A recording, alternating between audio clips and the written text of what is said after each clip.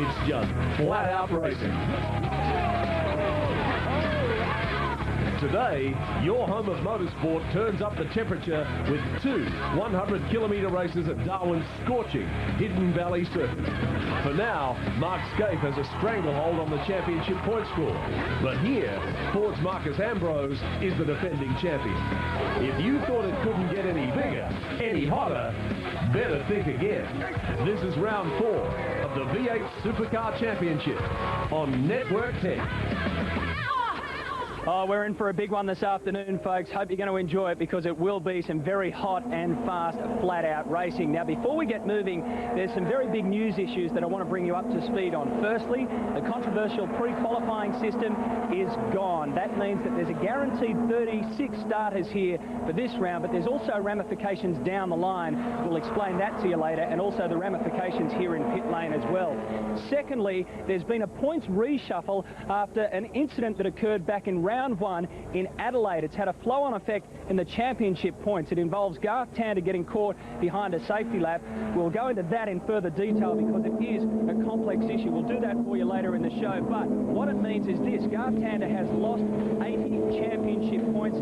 That is the bottom line, and it's had a flow-on effect through the top 10 because other drivers have gained some points as a result of Tander moving back in the race results. So Greg Murphy stays in second place. In fact, rather, he goes up to second place and he gains an extra 32 points.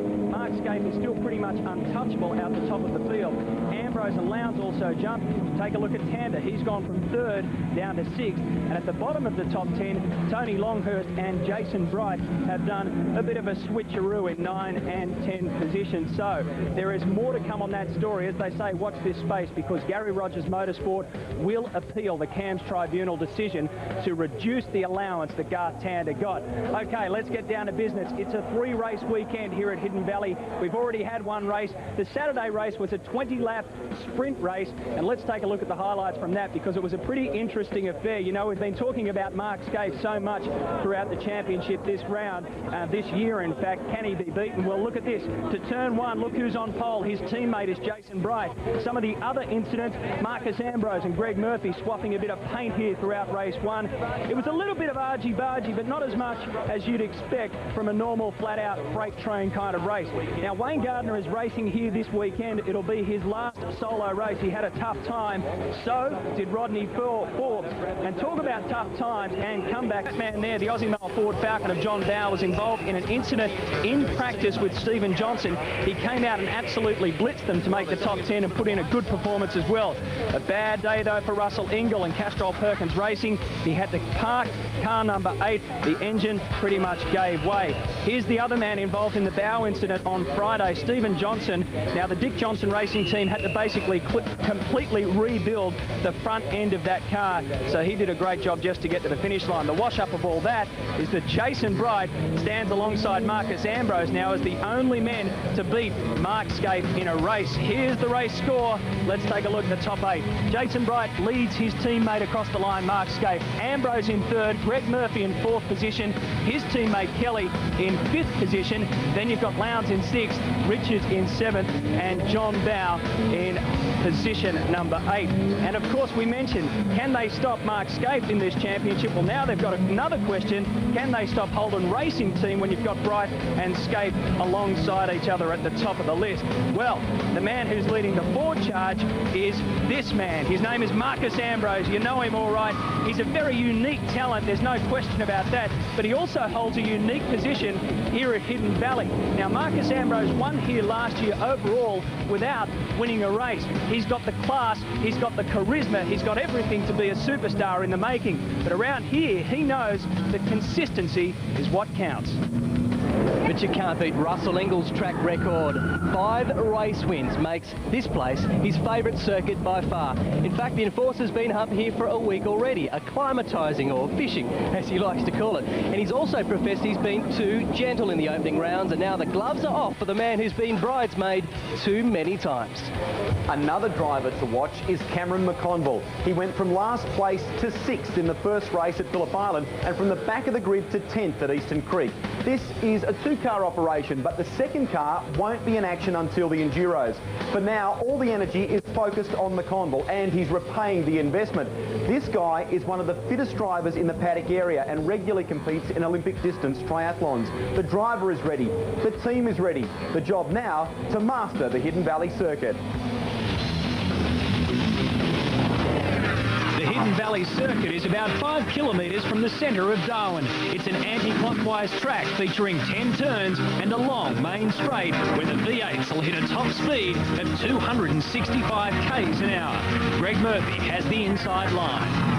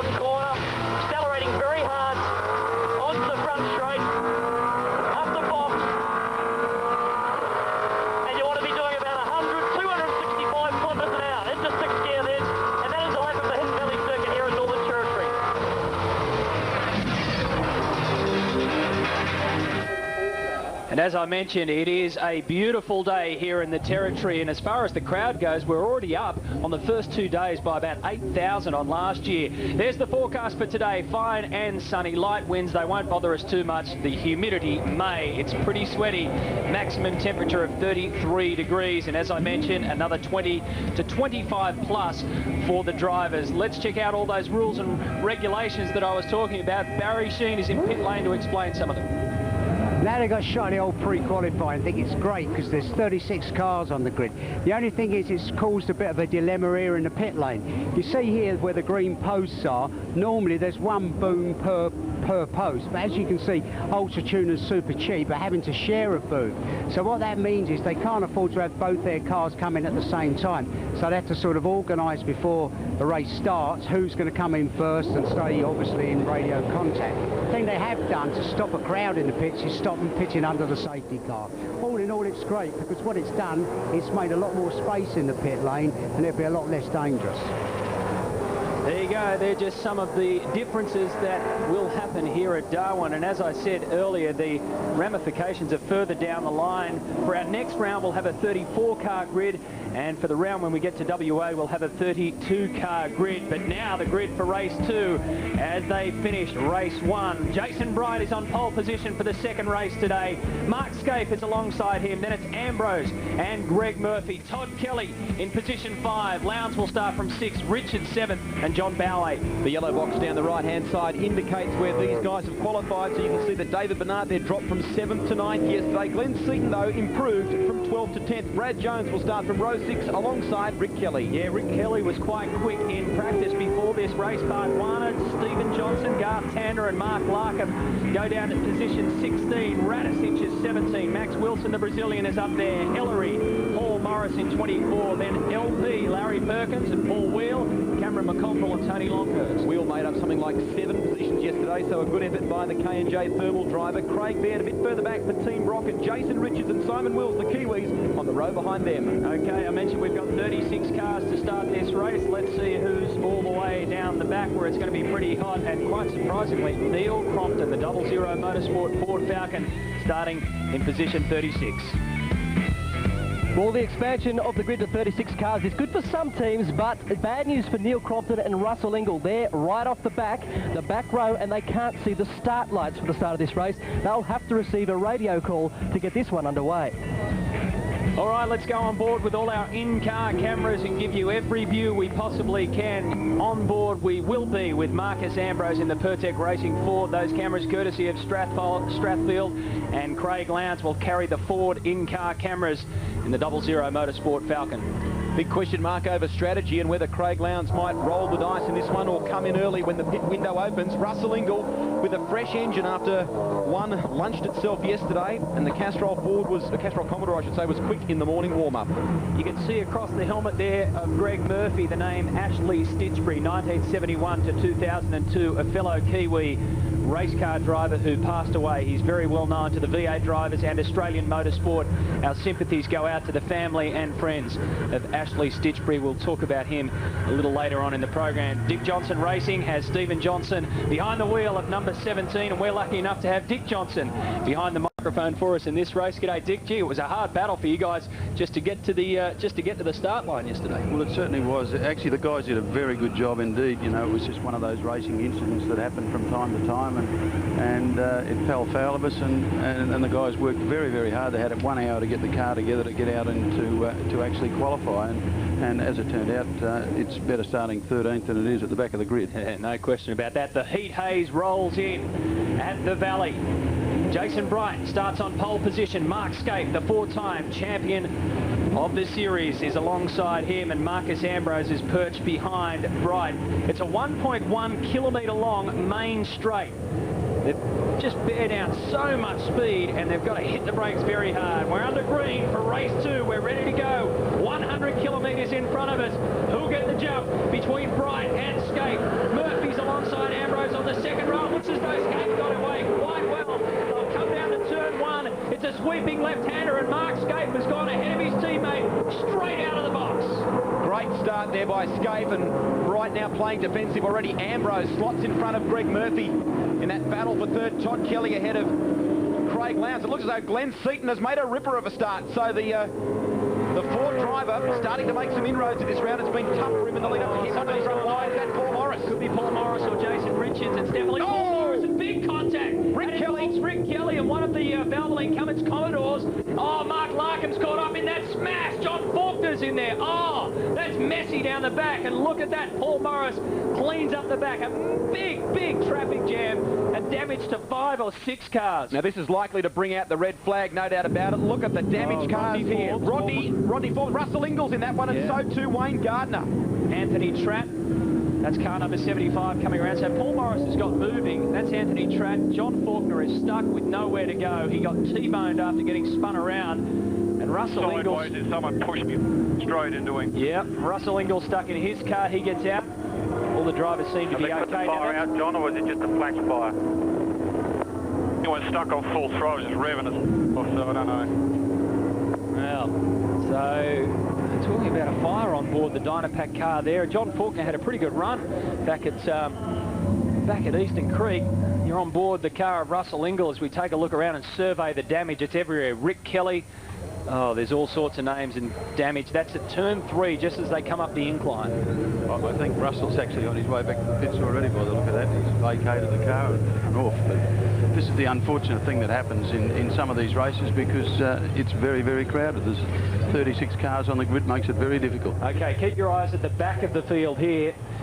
There you go. Rick Kelly's gone. Now, I wonder if he got a tap of some kind there, Dick. What might have set that off? Well, it's pretty hard to see from that shot, but certainly Rick Kelly was the one that basically was involved, and boy, you know, then it's a chain reaction from there. Everything happens. Bit of evasive action from Jason Barguana. Now, when that car, Rick Kelly's, has rolled back, that's when the next, I guess, concertina has happened, hasn't it? Absolutely, you know, Faulkner's car, and then Forbes has sort of got into the back of Faulkner, so... And then a very big impact at the end that involved Paul Morris. Some drivers that get through. Now take a look at Jason Barguana. He'll get speared out off the right of the track to our left. Now, was there contact there between Barguana and Kelly, maybe? Oh, I think it looked like one of the Valvoline cars, and Kelly might have got together a little bit. Look at the evasive action from everyone else here. Mark Larkham off into the dirt, or the grass, I should say. So too McConville and Larry Perkins.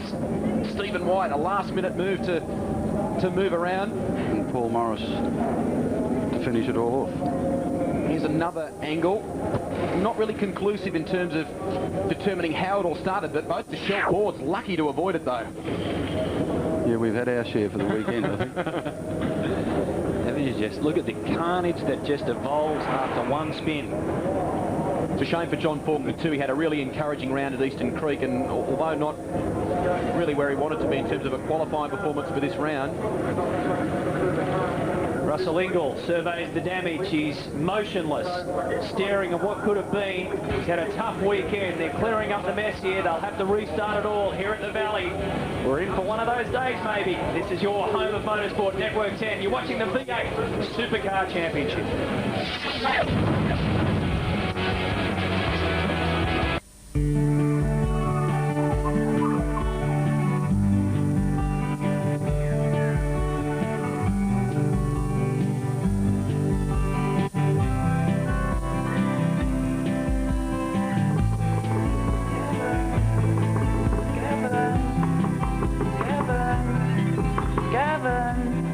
Time for work.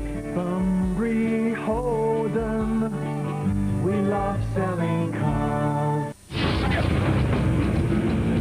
Well, here's what happens when you get caught in a supercar crunch. Watch this. 6 cars involved in a pretty big collision. Oh, and as we work through the mess, there's also some fairly good luck stories coming out of it. Take a look at another angle as Rick Kelly gets spun around. Now watch the car number 17 Shell Helix Ford Falcon, just misses it. Stevie Johnson's probably driven straight to the newsagents to get a lottery ticket. The rest of them smashed to smithereens. 6 cars caught in that tangle. Another 5 at least suffered some pretty severe damage. He's the luckiest man at the moment, and at the moment also Stephen White in the Emery Motorsport entry managed to get around that. Now we know that Rick Kelly, Russell Ingall, Rodney Forbes and John Faulkner suffered so much damage that they are very unlikely to be on this starting grid, the restart. Just wonder what the officials might have to say about that incident between now and the final race of the weekend. Well, it's pretty hard to say until such time as you know, all the video evidence comes through. Okay, here we go for a restart. You've got Jason Bright in pole position and Mark Skate next to him at the front row of the grid. Of course, Skate got the jump on Bright in the first start. Now what happens in the second one? Let's take a look. Well, the Holden Racing team have been squeezed out by Greg Murphy. This is going to be interesting coming into turn 1. The left-hander, and it's car number 1, so Skate does it again. This time, Bright slots back into position number 3.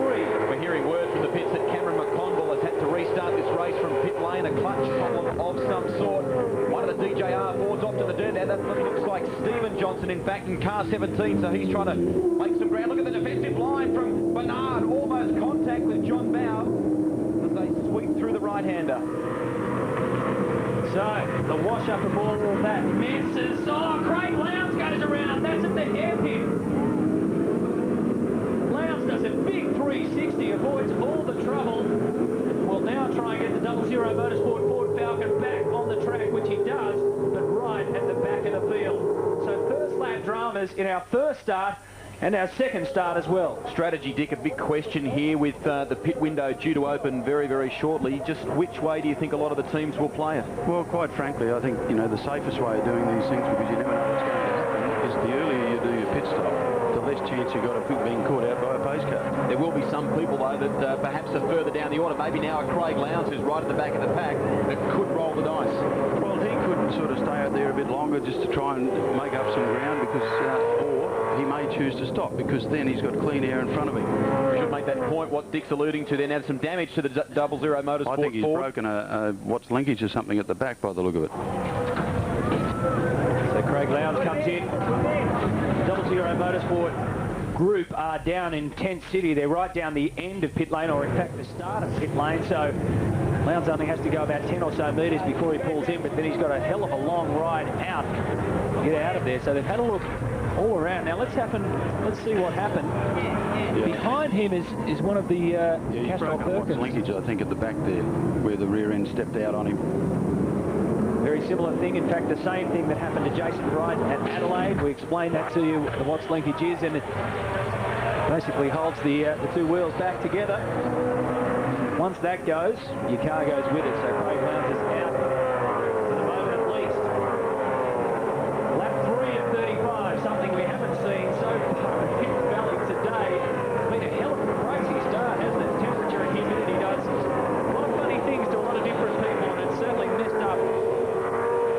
field at the moment. Let's take a look at how they stand. We've got Mark Scape going through in first position. His fastest time is a 109.52. Greg Murphy is up into second position.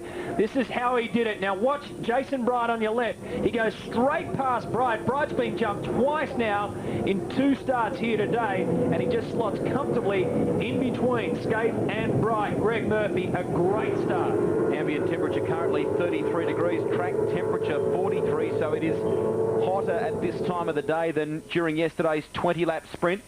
There's your PlayStation 2 race score. Scape leading from Murphy, 6/10 between them. Bright third. Seaton's done a good job so far, sitting in 10th position. That seems to be a much more consistent performance for the Ford Credit Falcons so far this weekend. And big damage there also, I just noticed on Max Wilson's car, the better electrical Ford. He'll come around now and probably, well, he's not coming into pit lane, Max Wilson, but these guys are. Yep. Holden Racing Team's already in. Marcus Ambrose is right up the rear of Jason Bright. They can only go 40 k's an hour in there. It'll be interesting to find out what happened to Max Wilson. He had panel damage to the left, and the better electrical Ford had all sorts of bits falling off the left-hand side of it, but I don't think he came into pit lane. So Marcus Ambrose in. Oh, trouble on the right rear there. No. They haven't got the wheel nut on properly, and they dropped the car. That's costly, Dick. It's very, very costly indeed.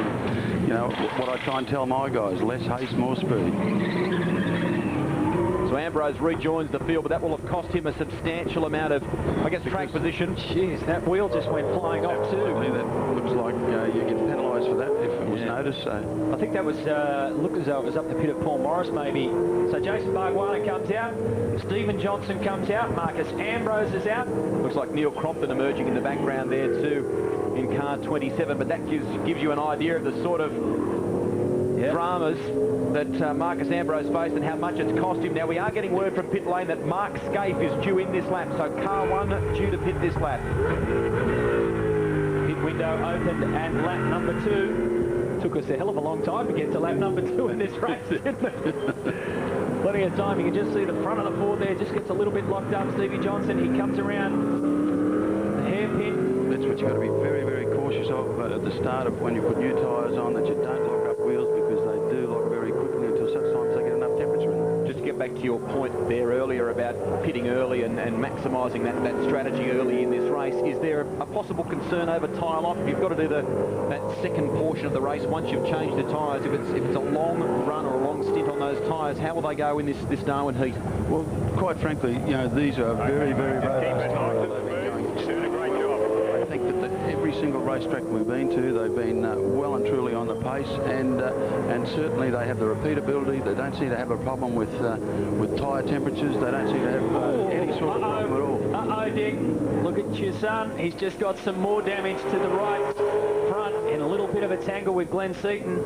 Well, you know, that's the sort of thing that happens, I think, when you come out on cold tyres and the other guy's got a lap on his. He's got an opportunity of being able to... yeah, it's not a bad time to go bad, is it? It's like losing the last page of your book, isn't it? But we know the result now.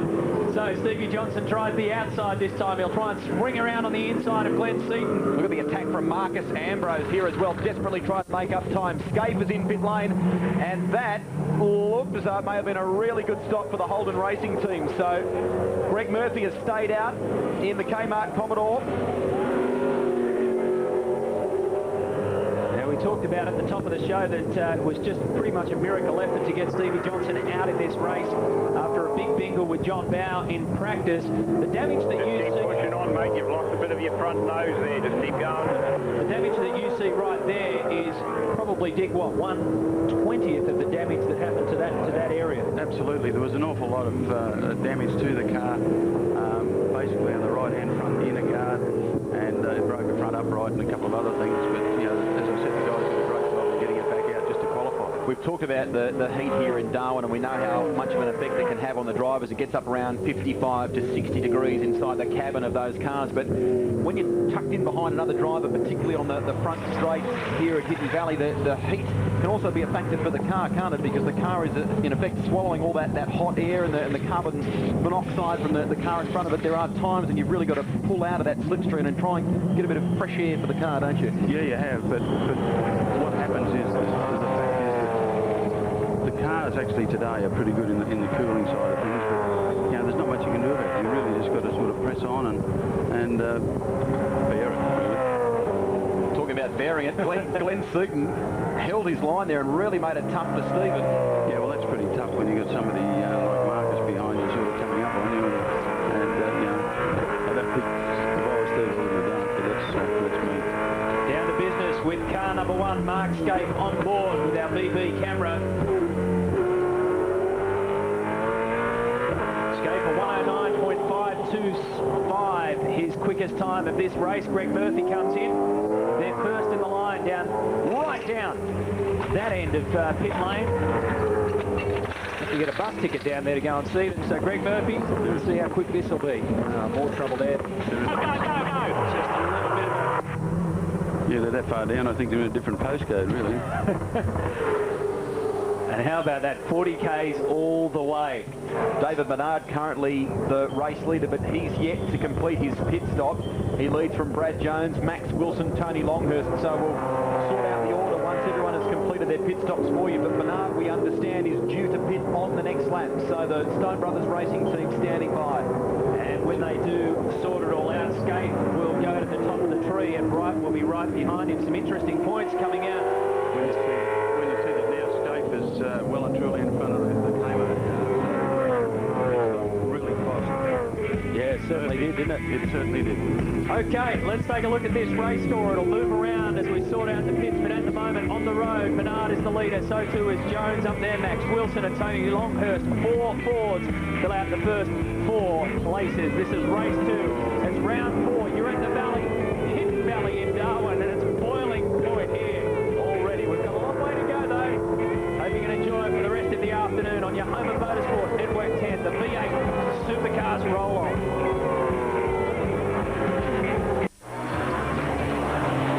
Mine's got 16-inch alloys.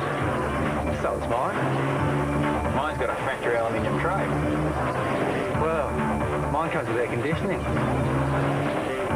I bet yours didn't come with over $2,200 worth of extras. No. Mine came with over $3,000 worth of extras. Series 3 Falcon Tradesman at SE Utes. The deals are unbelievable.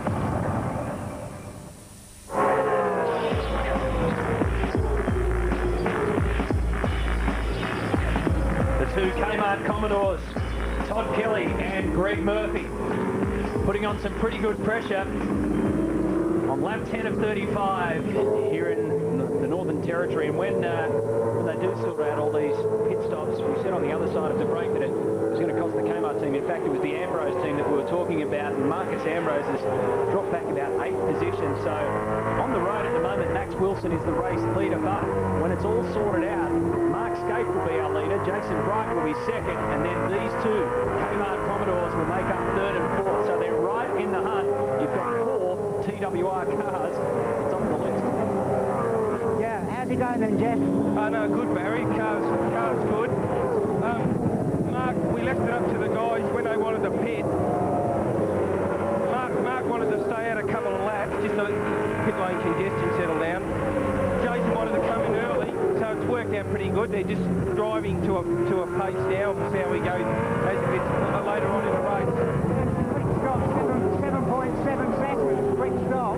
Yeah, it was. No, the guys have been practicing hard, so that makes a difference when they're all in tune. That's for sure. Listen, by the way, Paul Morris has just come into the pits to do a stop and go, and that was because when they did the wheel change, the left rear wheel ran into the pit lane, so there was a problem for him. Thanks, Maz. Yep, a drive-through penalty for that sort of thing these days, so not the best result, but Grant Denny's in pit lane. Well, the opening laps was such a physical affair, but Craig Lowndes, you were taken out for a different reason. What happened?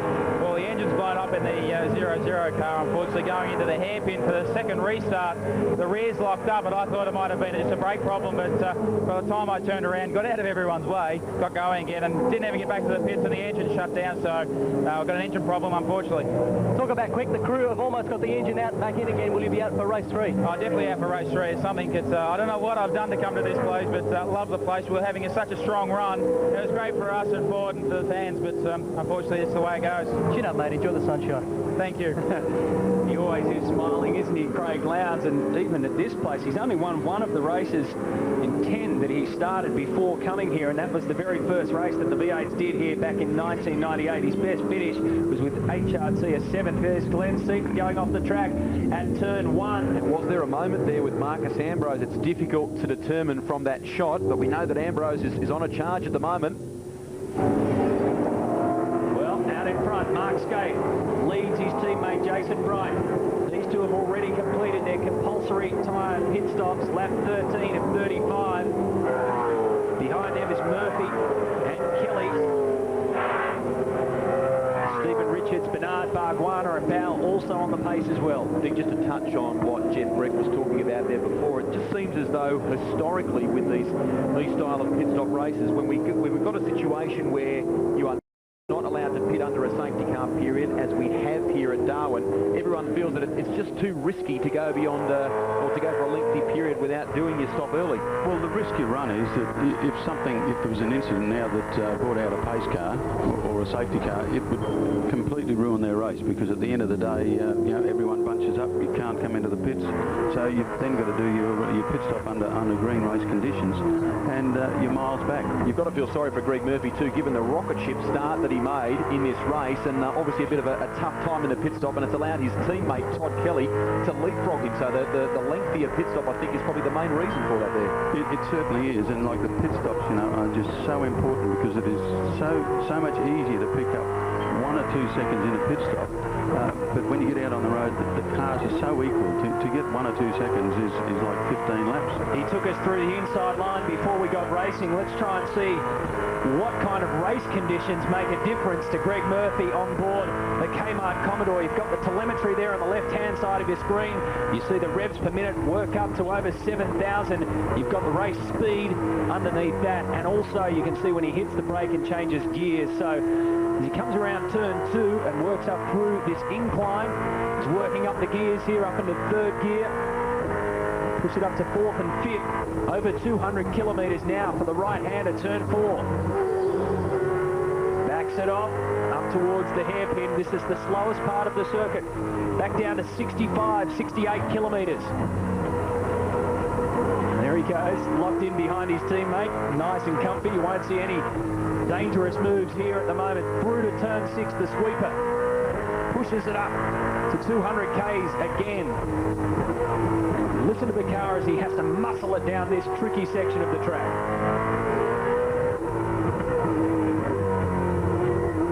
Oh, really crunching the gears, and vital to get speed onto the straight. 1.1 kilometres worth of straight. It's a drag all the way down. He cranks it up to 6th gear and pushes it up to 265 Ks an hour. Looking back to the Shell Helix car. Car number 18 of Paul Radisich. And look who he's having a battle with, Stephen Johnson, who could do with a Band-Aid on the front of the Ford. Looks like a bit of an air raid.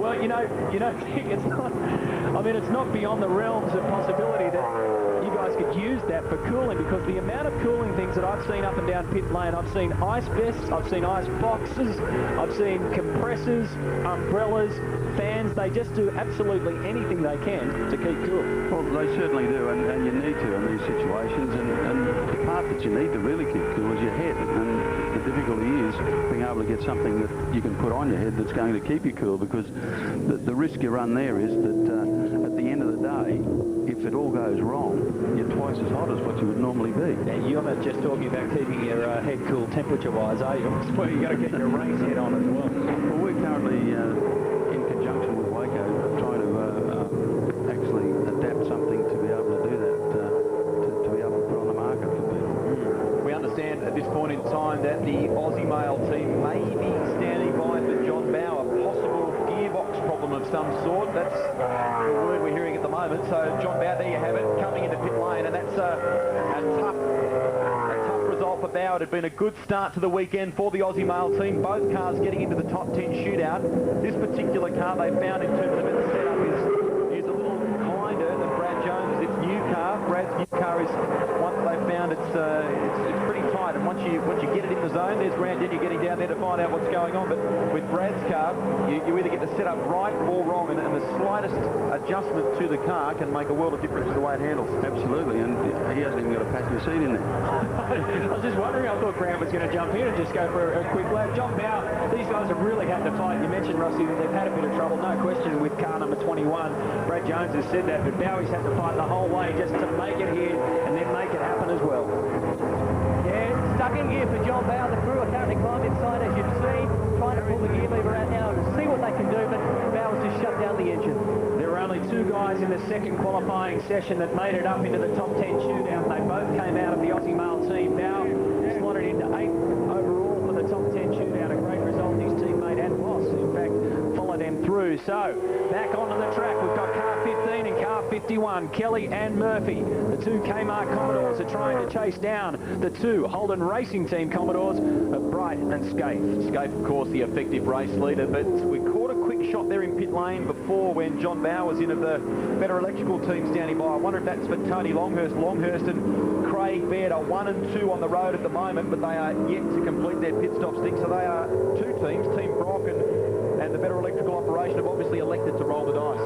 Well, they didn't have an awful lot to lose because they were a fair way back in the field to start with, and they thought that they'd be able to get some nice clean air to be able to get out there and probably cut some really good laps. And this is one way of doing it. But in saying that, you do run a risk if they have a safety car. Bairdo's had a tough time in the lead up to this round as well. All his equipment from the Eastern Creek race in Sydney, when he was after the Sydney race, his car got broken into, lost his helmet, his race suit, his gloves, the whole lot. So he's just hopeful of getting it back at some stage if he possibly can.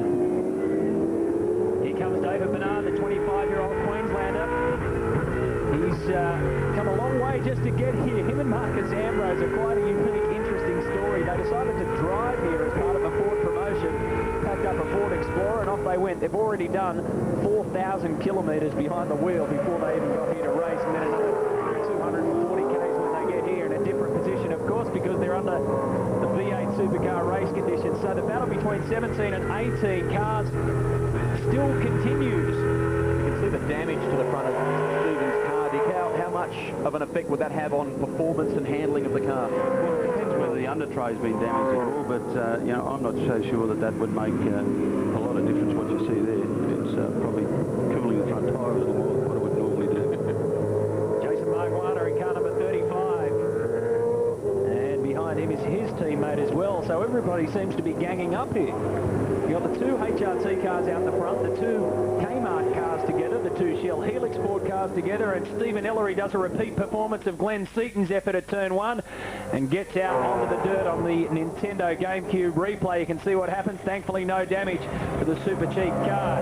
At the moment, they're all trying to chase down Mark Scaife. He's back to the lead of this race.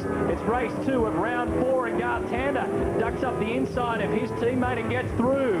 Tander goes past Marguana into turn 1. There is your top 8, all the way down to Tander, but you can switch them around. All those guys have done their compulsory pits. Further back through the field we go. Ambrose is up to 9th after that tough pit stop. Brad Jones is in 10th, so a good effort for the Aussie male Ford driver. Then it's Johnson, Radisich, Seaton, Perkins, Longhurst up there as well, and so too Craig Baird.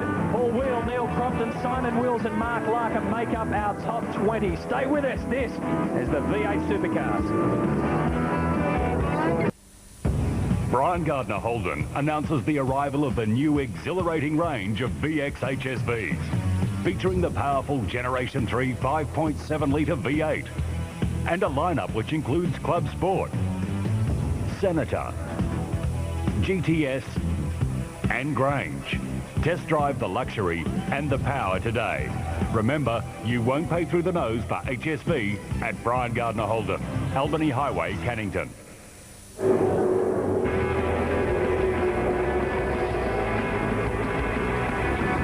As the temperature climbs here in Darwin, the battle just continues to rage throughout the midfield of this race. race. Lap 23 of 35. We had such an amazing start to this race where all sorts of damage was done to all sorts of cars, and now we've got some fairly good racing going on. The two Valvoline Cummins Commodores, 34 and 35, Tanda and Bargwanna, have been trying to hold off a charge from Marcus Ambrose, and in the meantime, Marcus Ambrose is getting the pressure put on him right up the back with Brad Jones.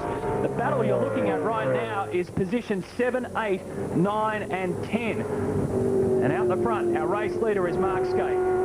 Should say a quick g'day to Mark Osler and his wife Tanya, who are back in Sydney due to have their first child any day now. And with Dick Johnson heading back to pit lane, we should welcome Russell Ingall to the commentary box, a place you don't normally like to visit. Oh, I think I'm going to swap jobs. I think I'm going to come up here and see one of you like down and drive the car. All right? Well, I'm going this weekend. No, mate, it's your car, you drive it. Well, you can just take us on hot laps when everything's okay. What's the diagnosis and what are they up to? What are the boys up to? Yeah, she's a little bit ugly in the front, but they'll race tape it back together and it should be all right. It's just mainly superficial damage, so it should be all right. If you ever came to a V8 race without race tape, Big clean, Marcus. you'd be gone, wouldn't you? Mate, she's the band-aid of the racing fraternity. The best invention ever. It just cures everything. During the ad break there, we were talking about this battle between Marcus Ambrose and the Valvoline Cummins Commodores, and you were saying that the Valvoline cars, you've been watching them this weekend, and that perhaps they've made a bit of an improvement in the engine department. They've got some good straight-line speed.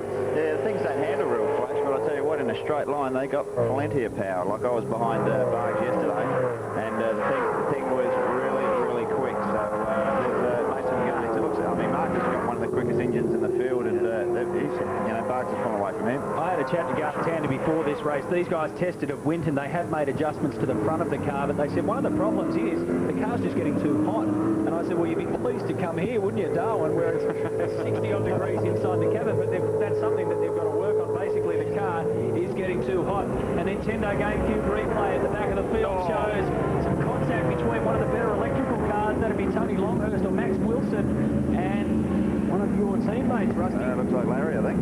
Larry's gone out there as well, so some interesting stuff going on at the back of the field. At this stage in the race, 25 of 35, how much thought would be being put into tyre conservation? Everyone only got 10 green tyres for this event.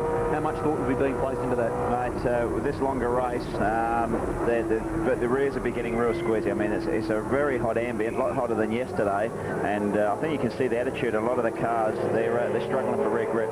Baz? Yeah, I'm with Gary Rogers. Gary, are you getting a bit nervous because Marcus is getting closer? He is, Barry. I mean, Garth got past Jason. Jason's doing a good job there. I mean, Marcus is putting the pressure on, but he hasn't put a foot wrong yet. So a few laps to go. Your motor's been pretty quick. Yeah, look, we just didn't do a good job of qualifying this weekend. And when you start back in the pack, it's hard. But I mean, to end up with 7th and 8th at this stage and to be there with another race to go, you know, who knows? Thanks very much, Barry. Getting word from pit lane that there might be some sort of problem to the rear of Perez. He's just going back. There he is. So we'll try and find out just what that problem is for the 18 Shell Helix Ford. And just back to Gary Rogers Motorsport, I said at the top of the show there will be an appeal after that decision involving Garth Tander losing 80 championship points. I just want to explain that to you now because it is a pretty complex issue. Basically, the CAMS Tribunal found that the extra lap that Garth was awarded for being held behind the safety car was what they called an overcompensation, and they reduced the allowance to half a lap.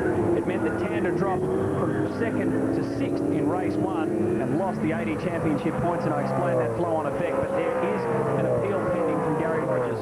We saw the cars coming down the front straight there just a second ago, Russell, where you've got the Pertec Ford and the Ultimale Falcon both stepping out from behind Jason Bargwanna. We talked about that before, just to help the cooling of the car, isn't it? Yeah, it's not a ploy just to put each other off. It is purely for air in front. What happens is when you ride up behind a car, it's not only the engine, but the brakes get very hot because the ducts for the blow air onto the front brakes are actually in the same intake.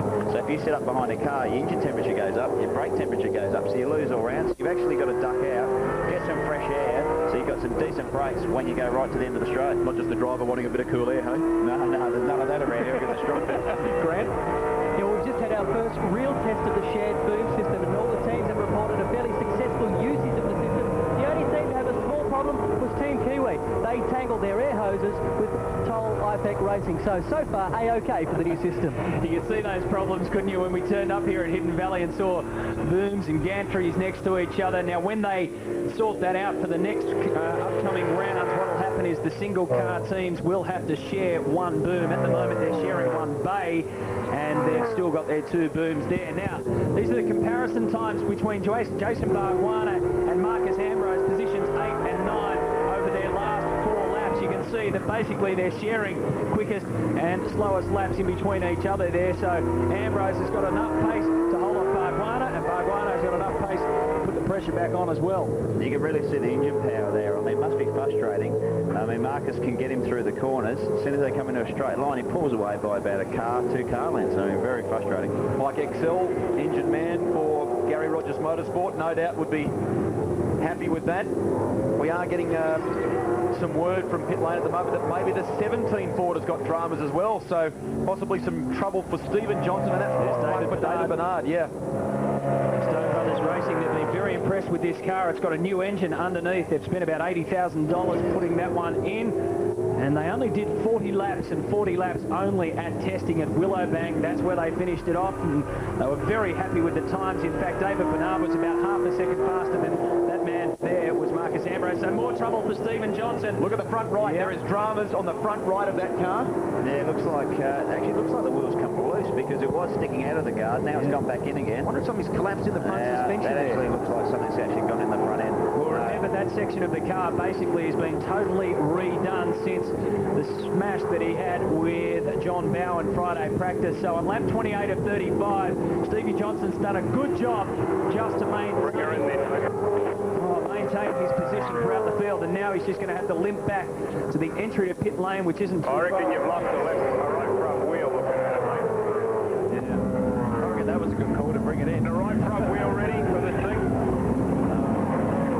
No, it is an upright. Yeah, it's broken an upright in it, or a wishbone. Well, gee, we ushered Dick Johnson out the commentary box door at just the right time, didn't we? He's not having a good day. He'd be loving this, wouldn't he? I don't know about staying in the car, right don't time. get out. I think all Dick's done this weekend is sign checks for things that need to be fixed. Lap 29 of 35 as Stephen Johnson comes in. Let's take a look at how they stand at the moment. Our race leader is Mark Scape. He's got a 2.46 second lead over his teammate Jason Bright. Then it's Kelly and Murphy fighting a good fight for 3rd and 4th. Bernard is the leading Ford driver, in fact the only Ford driver in the top 8. Marcus Ambrose and Bradley Jones make up your top 10. Seaton is in 11th place. Good job by 4-wheel. He made up 7 spots in the first race yesterday and doing a great job at the moment. So is Neil Crofton.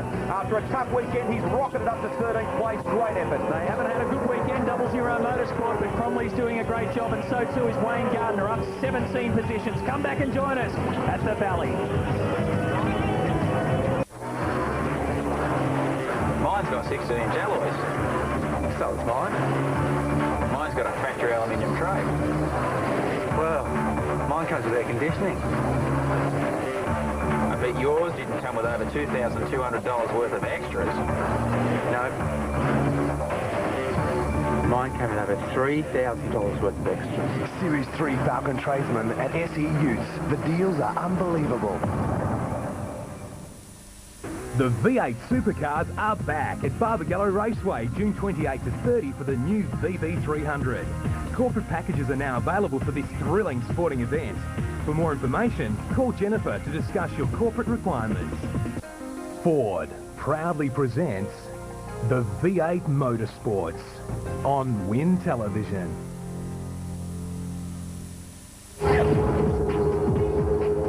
As if it's not hot enough in the territory, Cameron McLean has a hell of a battle on his hands in the car number 40 VIP Pet Foods entrant. Look at that smoke billowing from the right rear. What could that be, Russell? Looks like actually a wheel bearing or wheel seal. It's actually wobbling a bit, so... Look, it is a good effect. Mark Scape here too. He's right in behind, so... That's our risky. race leader. No, it definitely looks like a wheel bearing because there's oil coming out. Probably going working onto the brake disc. That's where the smoke's coming from. And Jason Richards gets out of the way and lets Scape go past. Now take a look at this as they go into turn 1. Cameron McLean will let Scape go through as well. So Scape is our race leader. The smoke continues to pour out the back of McLean's car, and Richards is now caught, and all that behind him. The Canberra 400, Saturday the 8th and Sunday the 9th of June. There's the details to get hold of your tickets. One of the greatest races on the V8 Supercar circuit. It of course involves the reverse grid. It's a hell of a weekend. We go from the heat of the Northern Territory to the ice cold of the nation's capital. Make sure you grab your tickets. www.tickettech.com or the number on your screen, 0292196666. McLean's actually making it quite hard here for Jason Richards, and the reason is they're fighting for position 24th and 25th spot. So Cameron obviously not too keen to move over in the VIP pit boots forward. Well, basically, Russell, how long is that going to last? I mean, he's already done a lap and a half with it like that. Well, if it keeps pumping oil like that, the diff temperature is going to go up through the roof, and what will happen is the diff will just lock up. So it'll be interesting if that locks up. She'll be a big off, I tell you. It's amazing this weekend the sort of failures that we're seeing in certain areas, aren't we, mechanically? A lot of mechanical failures. Everything from engines, which I suppose the heat's probably got a bit to do with that, but I mean there's been suspension failures, and I think it's just the level of competition there. You're pushing the car so hard because the tyres hang in there. You're loading the car every lap, and that's why I think you're seeing a lot of things like these sort of things, wheel bearings going, and quite amazing. Taylor there for Jason Richards under brakes. He comes down the inside of Jason Bright now. Was Bright just letting him go there? I think just to stay calm. That might be the approach that Jason Bright took. Gee, we've seen some incidents around that part of the track, haven't we, coming up to turn 3. It's a tricky little area of the circuit. This is down the other end of the circuit. Max Wilson in car number 65. He's got Paul Radisich behind him. That is on the entry to the main straight. It's a very hard one to get right because you come through turns 8 and 9, the little flip-flop, and then they've got to get maximum speed to get back onto the long main straight. Just watching Cameron McLean's car. What happened then, Steve? Mate, for quite a few laps it had some sort of a problem in the steering, and it kept getting worse and worse as I jumped on the brakes, steering to the left. Wouldn't go around left-hand corners, and eventually the board sort of was a loose wheel, and then seems it's broken an upright. So. But no, you didn't hit anything, didn't touch anything? No, not that I'm aware of. I mean, I gave Glenn Seaton a bit of a push when he came out of the pits, but that didn't hit the wheel or anything. It was just one of those things. So, don't know what's wrong with it. I'll have to check it out for the next race. Never mind. Oh, well. Right, Radishich's been, he came in because Paul was saying there was something rattling around, something loose, and it turned out the right rear wheel was loose, so they did it up. He sent him on his way. Well, hopefully he can get up there anyway for the Shell boys. Yeah, it's been a rough old weekend, hasn't it? Mate, it has, hasn't it? But, you know, that's what builds great race drivers, isn't it? And, you know, I'm certainly not there yet, but you know, we're giving it our best, and we'll get there. All right, thanks, mate. Cheers, mate, thank you. Really cast your mind back too, Russell. It was a tough weekend for the Dick Johnson Racing team at this round last season too, wasn't it? With Paul Radisich not even able to start the Sunday races. For sure. Look, it's a tricky place, and look at these things about how many times you see loose wheels now, and I think a lot of that's got to do with you have to do a pit stop now, wheel change in 8.5 seconds. Like our guys actually did one of Larry's car at 8.5. To do a wheel change like that is just that's super quick times, and the pressure's on them. So you know, you always see now and then they want to get that gun off as quick as they can. Don't do it up quite as much, and bang, the wheel comes off. Are the boys doing daily practice at the workshop for that sort of thing? Oh, for sure. We've actually, most of the teams have got separate, like a dummy front end of a car, and they go there and after work, half an hour, you know, when they knock off, they spend half an hour on the rattle guns on this dummy front of a car, just changing wheels, and that's all they do. Know where to go next time I have a problem. PlayStation 2 race score shows that Mark Scape has moved up 1 position since the start of this race. Brighton Kelly and Greg Murphy make up the top 4. David Bernard's leaped up 4 positions to go into 5th. When you talk about pit stops and crew and the way that they work, these guys, the Kmart Commodore team, have had quite a professional outfit, of course, under the TWR banner. Look at Neil Crompton move up 23 positions. And I spoke to Greg Murphy after Eastern Creek, and just telling me just how fantastic his guys did. Shows that the race doesn't just belong to the guy in the cockpit. I mean, they did a 6.8 second change or something at Eastern Creek. It was just electrifying, and the race belongs to both sides of pit lane now, doesn't it? That's phenomenal. 6.8. I didn't even know that. That is super cool. It's getting down to Formula 1 times, and considering there's only one guy on each wheel, where Formula 1 you've got 3 guys on each wheel, that's just absolutely amazing. Yeah.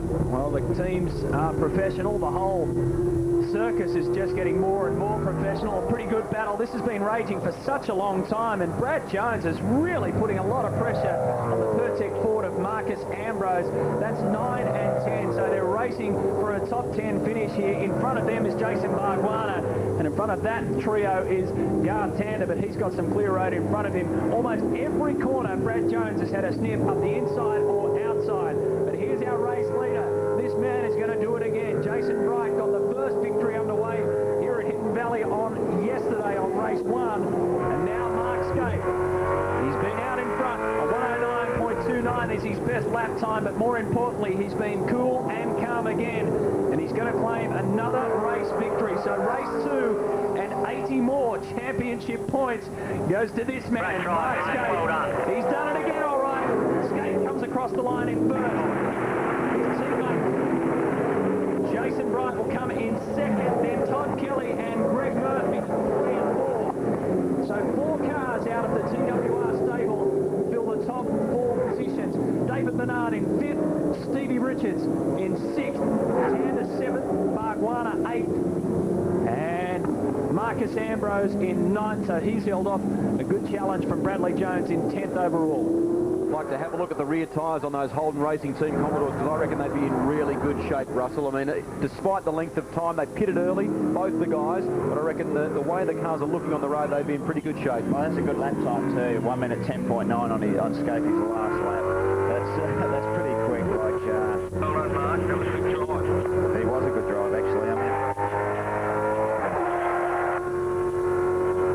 59. That's incredible. 59 degrees in Ambrose's car. That's getting warm. I mean, I don't think there's any other sport that you could get that hot, you know, inside of a car or running or whatever. Unless it's phenomenal. Unless you play chess in the sauna. Inside the car, 59 degrees for Marcus Ambrose. Yesterday, Craig Baird got up to 63 degrees inside his car. This is how they finished on the Shell Helix race score of race 2. There's 1 to go. Scape and Bright, Kelly and Murphy, Bernard, Richards, Tander and Barguana, and then there'll be a few Fords filling out 9, 10, 11, 12, 13. Great effort from Neil Compton in 13th position. Some big movers through that field. Both the Valvoline Cummins Commodores did well. So too did Compton. Look at that 11th spot Simon Wills picked up in the Caterpillar Ford, and 13 for Paul Romano.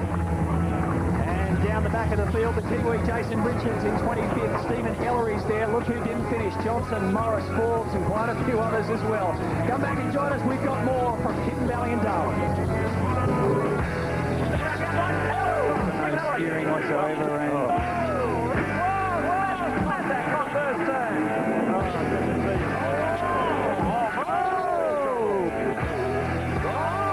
look at this lot. Oh, damn. Look at this. Romano's. Oh, damn, man. This spoiler.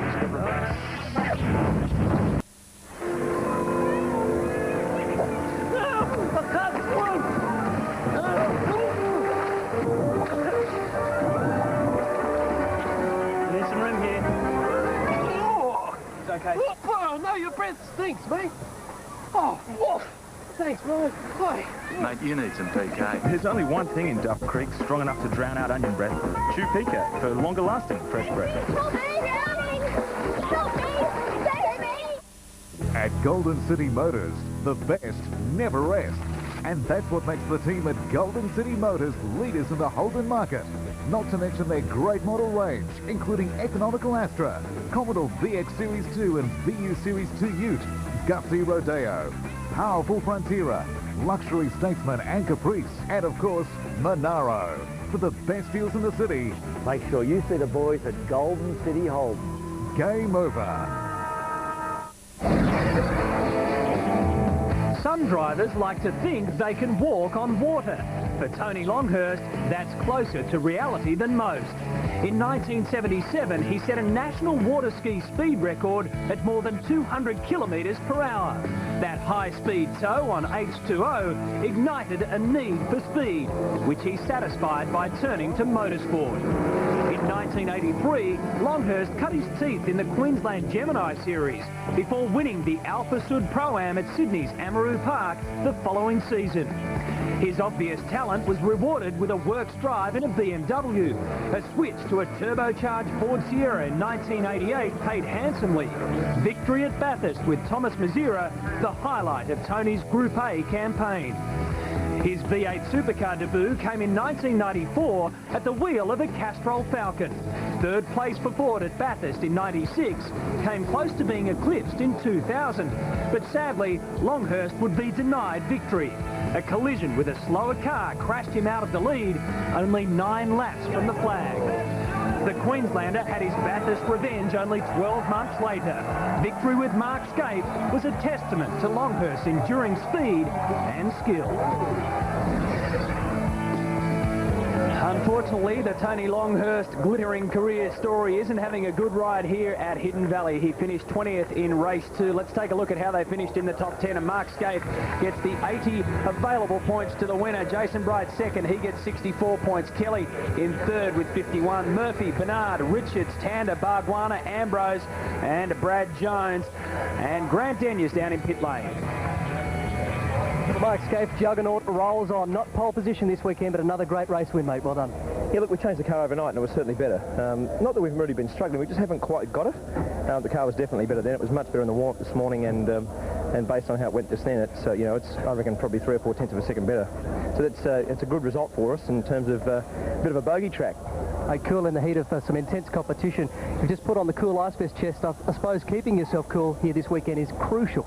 Well, it's all about recovery, Grant. You know, it's about getting organised for the next one. And if you're still sort of half buggered, then you know, you're going to struggle. So we've sort of done a few things before this weekend and made sure that we're as well prepared as we can be. And this the vest is part of it. I notice you've also been putting your helmet in the freezer for 20 minutes before you get in the car. Well, it's just a bit of your head obviously gets so hot, and part of that is just to make it feel a bit better for the first 5 laps. But it doesn't actually last that long. I mean, it's like doing a workout in the sauna. I've said it before. Just finally, how's the rubber shaping up on the back end of the car? Look, the tyres are very, very good. They wore well in the first 20-minute race, and you know, we'll have to have a look at them now, but they've certainly been very good, amazingly good. In fact, they've been better than I thought they'd be. Looking good. Well done. Thanks, Grant. Now the question is, who will win this round overall? Mark Scape and Jason Bright obviously in the box seat. They're locked on 144 points each, courtesy of a first and second each. Todd Kelly, Greg Murphy and Marcus Ambrose are the only other drivers who can take the overall titles because there's only 80 more points left for the winner. Stephen Richards is 6th overall for the day. David Bernard 7th, Tander 8th, Barguana 9th, and Glenn Seaton 10th overall. The temperature just continues to build here in Darwin, 30 plus, although if you're sitting around here, you're doing it okay. Take a look at this. They've got a pool set up on the side of the track, just in case it gets a little bit too hot. That's the way to watch a V8 Supercar race. Nice cool drink, good view, away they go. A little bit different story for the drivers. Greg Russ down there to talk us through it. We know how physically draining the Darwin heat can be, and each year we seem to see lots of new innovations up here designed to keep the driver cool. This is a prototype vest that the Dick Johnson racing team have developed for Paul Radisich to wear underneath his race suit. It's just a T-shirt with an extensive range of veins on it that refrigerated water is pumped through, goes all around the driver's body and back again to a cooling box at the rear of the car, and it's designed to maintain a temperature of around 20 degrees. Now, in order to keep the fluid cool, it runs continuously through this little piece of hardware right here, which is probably more commonly found in the boating industry than anywhere else. It runs on a very similar principle to an air conditioning system that you might have at home. It takes about 2 amps of power to run that unit, so they can't actually use it unless the engine is working. Now, the main downside is that it weighs 15 kilos, but that's a sacrifice worth making if the office cabin temperature is around 55 degrees in the tough Darwin races. Certainly is tough, isn't it? Thank you, Rusty. Now, let's check out the V8X magazine. Pretty good magazine. Larry Perkins is in there, and that's a great article. It talks you all through what Larry's toys are. Car number 11's in the Moorabbin shed. Also a couple of tractors and a chopper as well. V8X magazines. It's the only V8 Supercar magazine from front, right through to back. Now, merchandise time, rpmlive.tv. The shop is open. No doubt you've checked it out. Get on there. That's how you order all your gear. You can get jackets, mugs, as you saw, cooler bags, even key rings and seats as well. www.rpmlive.tv. That's the official site of RPM. Now, let's get back down to pit lane. Barry Sheen's down there. Good run, Toddler. Yeah, it was a lot better than the first race. The guys were here till 12 o'clock last night working on the cars, and we made a lot of changes, and it ended up being quite good. Now, really, the only place we're lacking is the second half of the race distance. The tyres just seem to go off a little bit quicker than the HRT cars. And how did you feel physically? What was it like? Yeah, it's not too bad. The second race will probably be a little bit harder, but probably the worst thing is the sweat just keeps dripping into your eyes, and you know, you get a bit blurry. But yeah, we've trained pretty hard for it, so it's not too bad. Well, you look not too bad. Now I've had a little bit of time to recover though. Thanks, Doc. No worries. Thanks, guys. Thing left to do, folks, 100 kilometres. It starts on the other side of this break on your home of motorsport.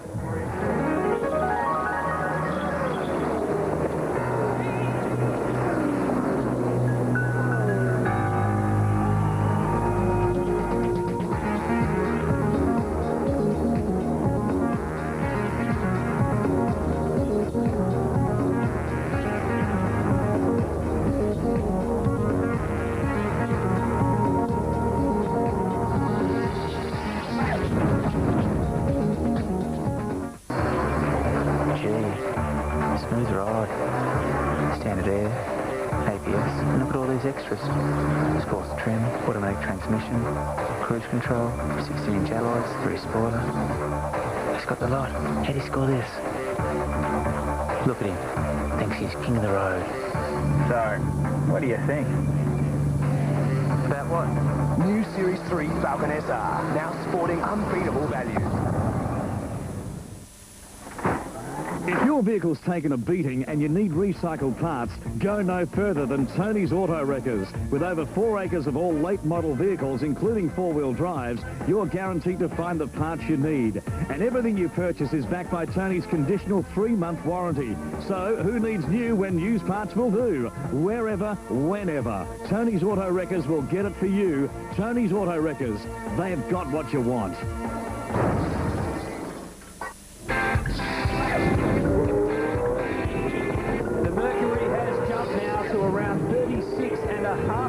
Celsius outside. The heat's already claimed 4 casualties for the day. Well, the rest of the cars have already claimed 4 casualties. We'll have 32 starters now for race 3. Mark Scape and Jason Bright will start on the front row of the grid. Kelly and Murphy on the second row. Bernard and Richards on the third. And Tander and Bargwana positions 7 and 8. Marcus Ambrose back alongside Brad Jones, who's doing a great job this weekend in the Aussie Mail Ford. Glenn Seaton and Paul Wheel, who's done a terrific job in the K&J Ford, rocketing up the order. Now, talking about movers in that last race, Neil Crompton, another one, so too Wayne Gardner. Yeah, they had great races, race 2. They worked their way through a very congested field at times. Down the back of the grid we go, and positions 21 through to 24. Track, Max Wilson, Larry Perkins, Cameron McLean, another 8 starters to fill the back. Jason Richards, Stephen Ellery will be there. Michelle Helix Ford of Paul Radicic in 27. Stephen White, John Bow, Stephen Johnson, Paul Morris and Craig Lowndes, after having his engine go on him in race 2, will start from the last position. Baz? Well, it may have been 36 degrees, Matty, but now it's 38.5 degrees ambient and 49 degrees track temperature. So I hope you're happy up there in your air-conditioned luxury. So we've got Jason Bright alongside Mark Scape. They've been like this from the word go this weekend, but just swapping different positions. We've got teammates on rows 1, 2 and 4. HRT on 1, Kmart on 2, and in 4 it's the Gary Rogers Motorsport crew of Tander and Bargwana. The race analysis has us doing 100 kilometres for this race. Crucial thing there, Matthew, is the pit window between laps 2 and 25, and just what state everyone's tyres will be in after the 2 races so far this weekend. Okay, here we go again. 4 Holdens at the front of the grid. Marcus Ambrose, starting from position number 9. We'll be on board with him. We'll be on board with a host of drivers to give you every angle. Here we go again. So, Brian Scape, get us underway. Garth Tander going to look up the inside. That looks like Neil Crompton trying to make a move. Let's see who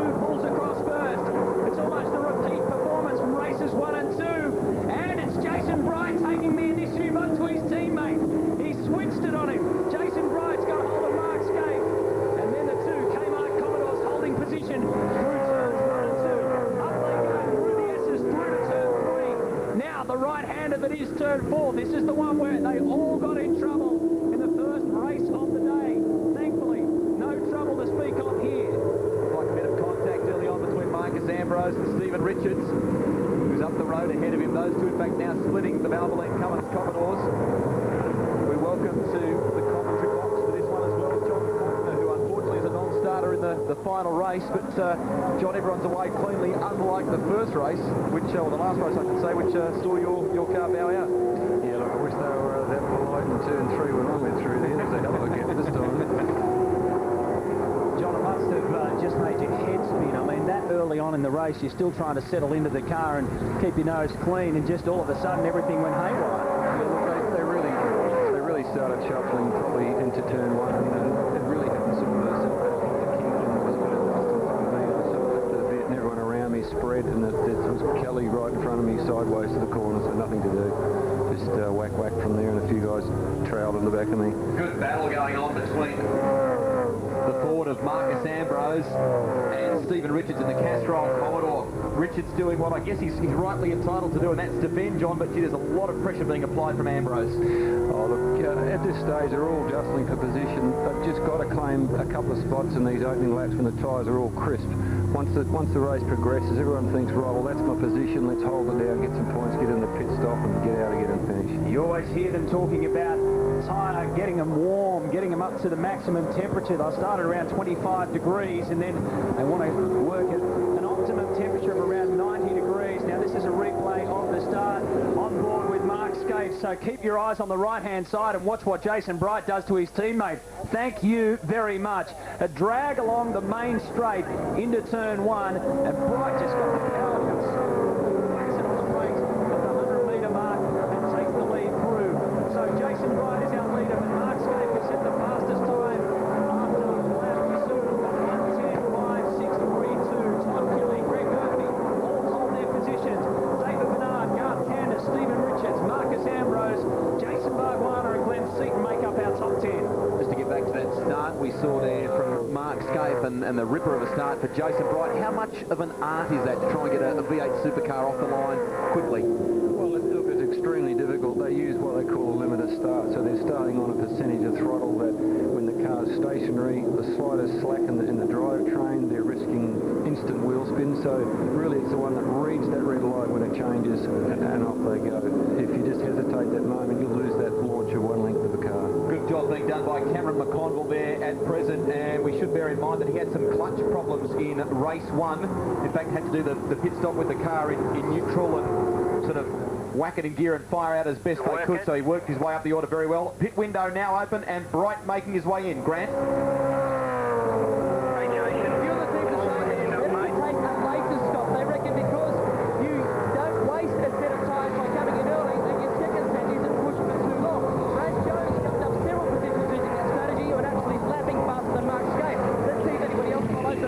Coming in now. Let's see, this could be crunch time again for Marcus Ambrose. The messy pit stop that he had in race 2 effectively cost him any chance of putting the pressure on the Red Rockets up the front. Oh, that's very, very quick.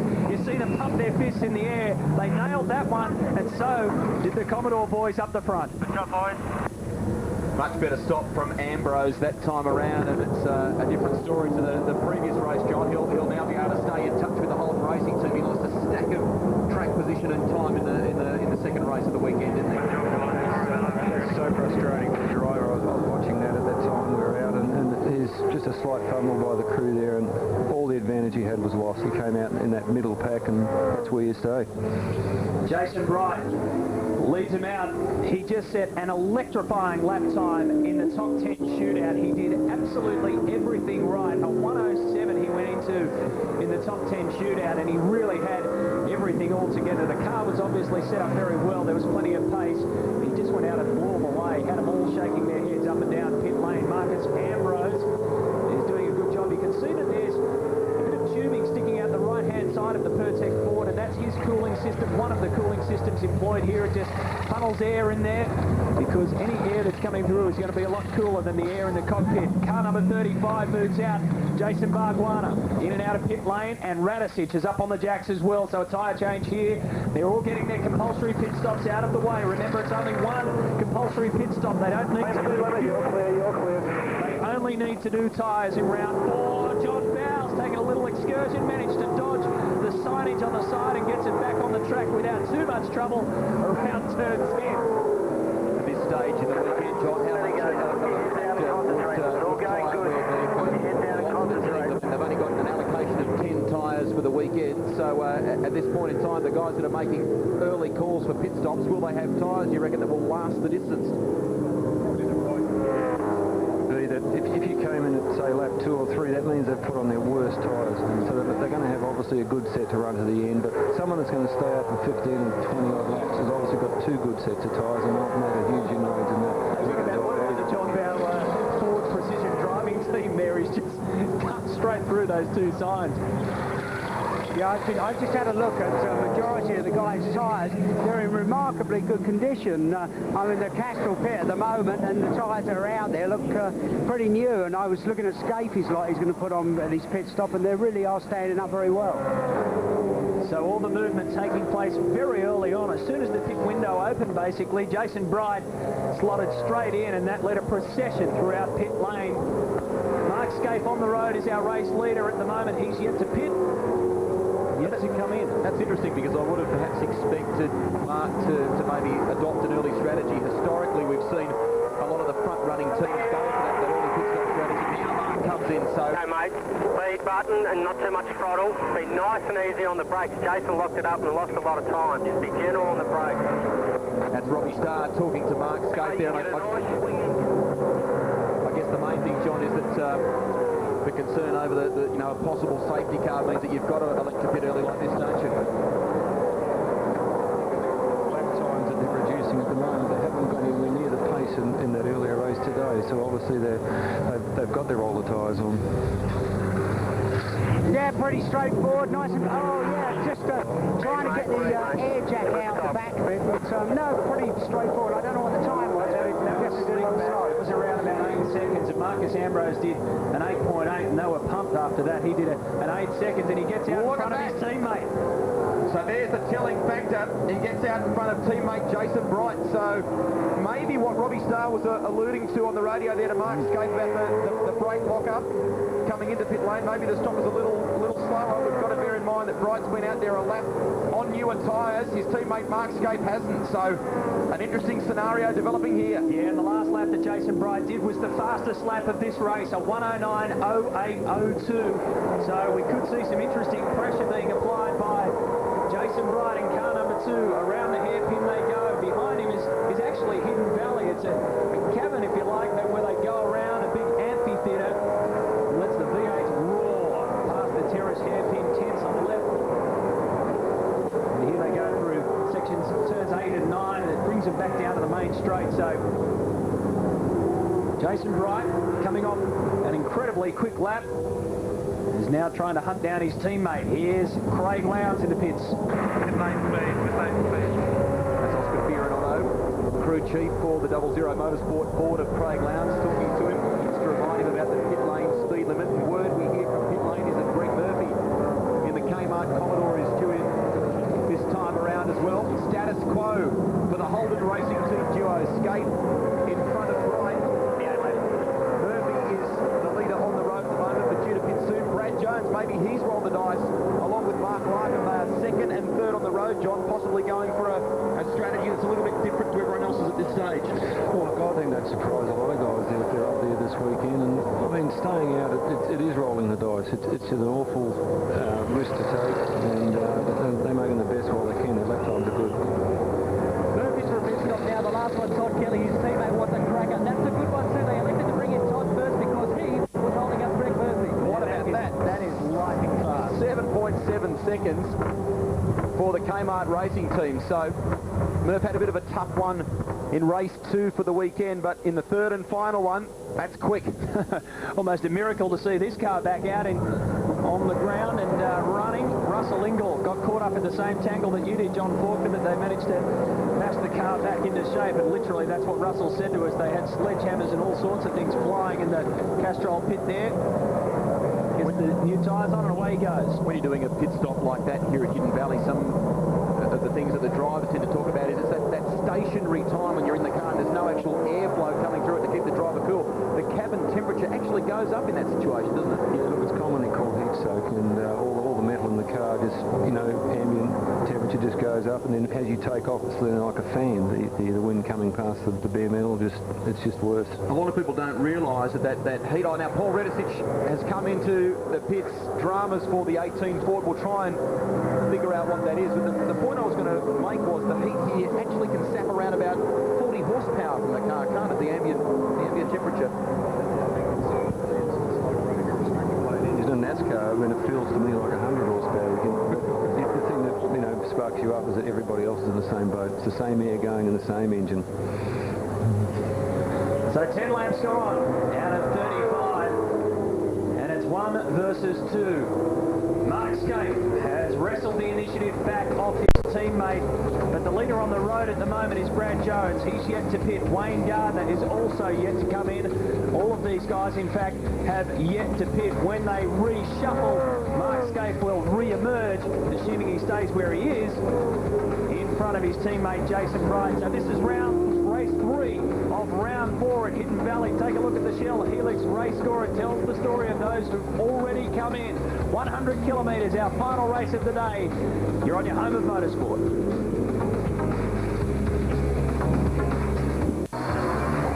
Gee, smooth ride. Standard air, ABS, and look at all these extras. Sports trim, automatic transmission, cruise control, 16-inch alloys, 3 spoiler. He's got the lot. How'd he score this?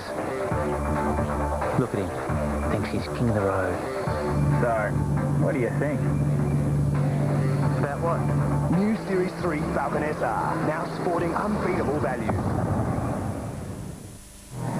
Due to public demand, Tyre Power's massive rollout sale has been extended for another 10 days on top brands Kumho, Kelly, Goodyear and Toyo.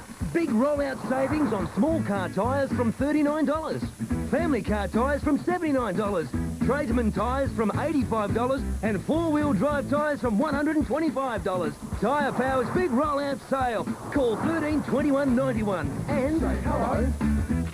See a Tyre Power Pro.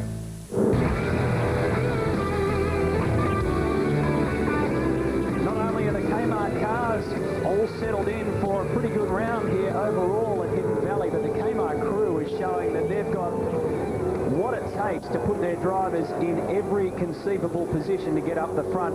When Greg Murphy came in, his team did a 7.7 second pit stop, and that makes a hell of a lot of difference out on the track, because the seconds that you lose in here are multiplied, magnified by the time you get back out on the track, and Cameron McConfer will be feeling that.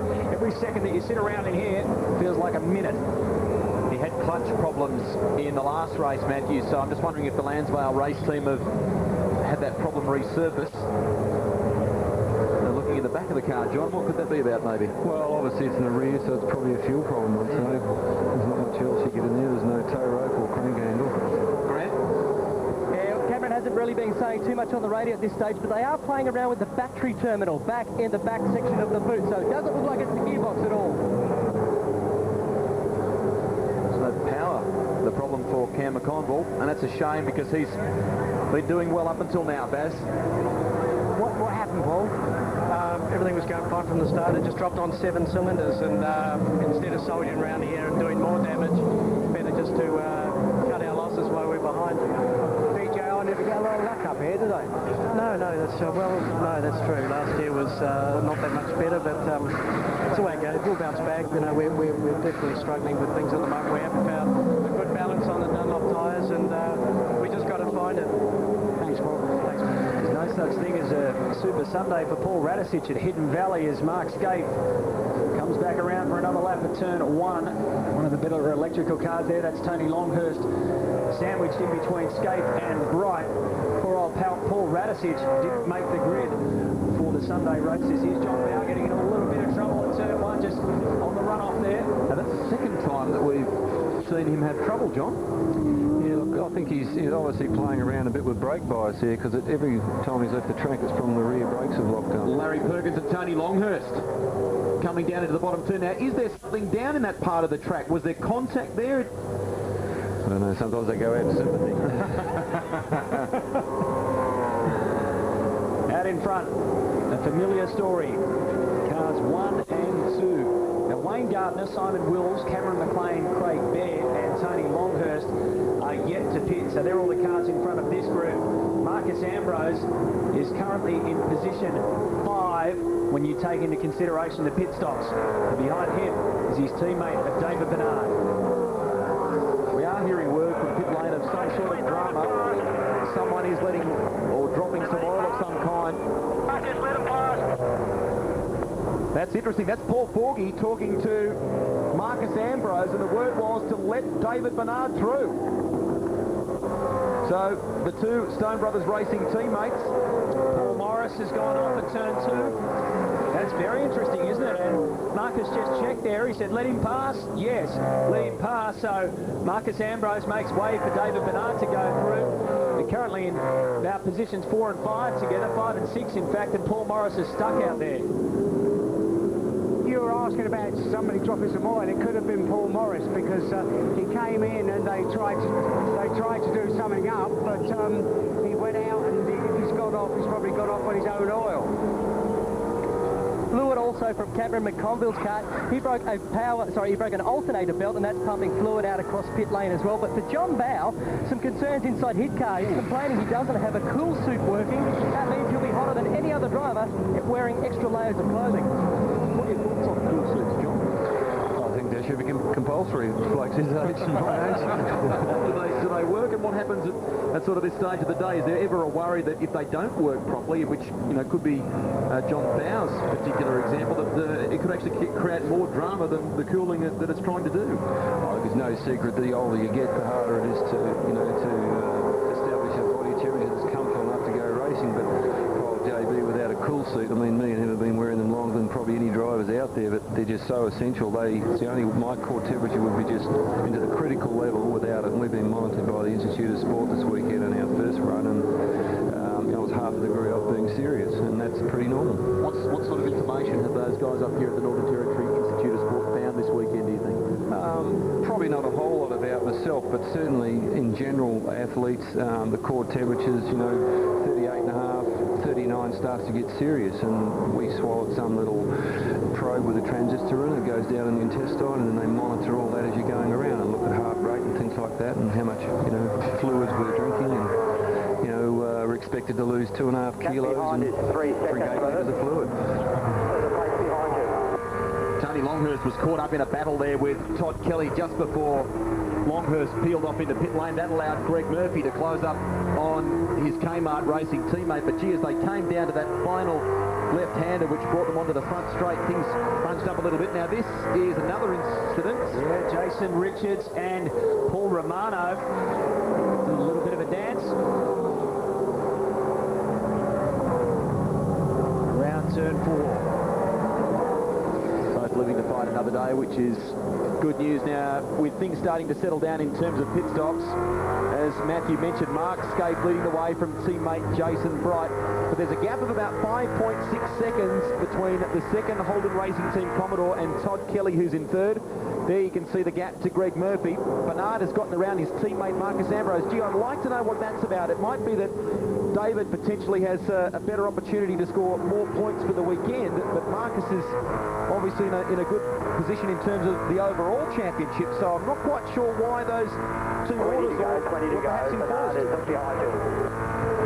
It's an interesting one, isn't it? And it's sure to fire up a few far-side arguments and debates, I guess. We've seen it in world motorsport over the recent weeks, certainly not to that level, and there is a long way to go in this race. I mean, that occurred on about lap 15, and they were in a pretty comfortable position, those two cars. Maybe David Bernard's got a lot more pace in that Caltex Havoline Ford Falcon than Marcus Ambrose at the moment, because you can see he's Paul Blair in the background there, can't you? Yeah, so Bernard doing a good job. We should make mention of the fact that team has a new evolution or engine build, if you like, in that car this weekend. David had a very successful test with the team, was fastest in a test session at Queensland Raceway last Thursday before they packed the car in the transporter and sent it up here to Darwin.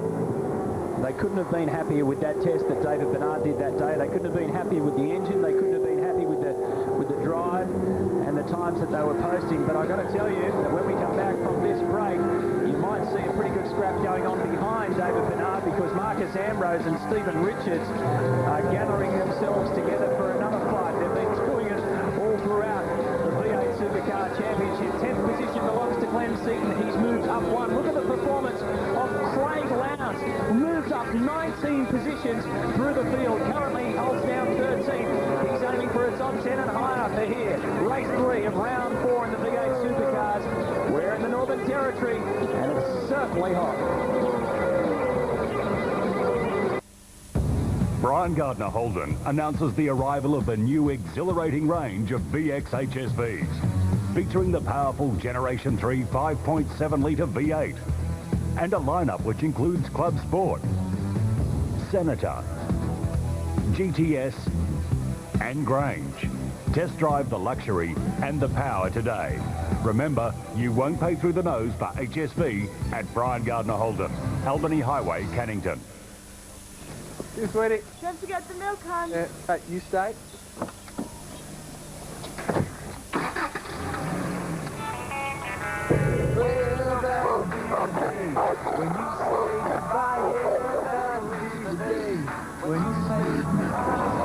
You're 10 times more likely to die in a crash if you're not wearing a seatbelt. You sure you want it to be today? Unexpected things happen on the road. Belt up. The V8 Supercars are back at Barbagallo Raceway, June 28 to 30 for the new VB300. Corporate packages are now available for this thrilling sporting event.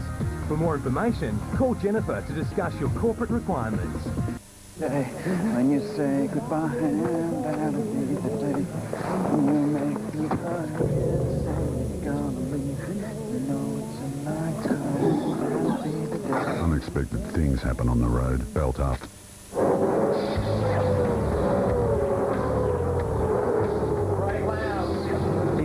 Spot above of that Ford Falcon has caught on fire, and they've just got there and just put it out. Now, Lowndes has been out of the car for around about a minute or so. We don't really know what happened there. He went off during the ad break there, Matthew, and then all of a sudden, not quite sure what may have caused the fire, but take a look at this for a move through the pack. Stephen Richards taking on Marcus Ambrose, and we mentioned that there might be some sort of problems with Marcus's car. Look at this. Stephen Richards just muscles his way up the inside of Ambrose and gets through him going around turn 2.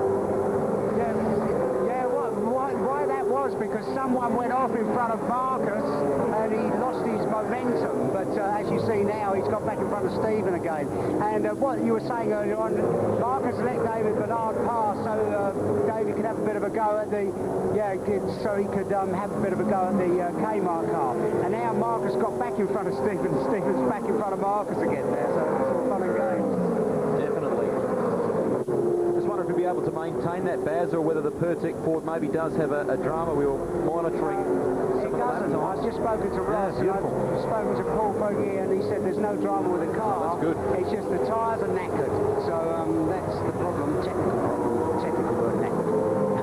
Alan Heatley, Craig Lowndes takes 19 cars, and then the thing goes and catches fire. What's happened? Well, I don't think it was caught fire enough. There's obviously developed an oil leak that's used a fair bit of oil out of the thing because we had a quick drop in oil pressure as well. I don't know. I mean, the guys did an engine change just before the last, or just after the last race, just before this race, and it was a bit of a rush to try and get them things done. And so whether or not there was something overlooked tonight, I'm not quite sure, or whether something's failed, I don't know.